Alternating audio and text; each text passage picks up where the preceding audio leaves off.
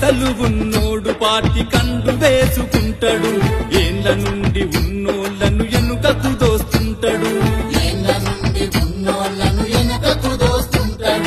అధిష్టాన మనసు గెలిచి అణిచివేయ చూస్తాడు ఆశపడ్డ పదవి పైన తను కన్నే వేస్తాడు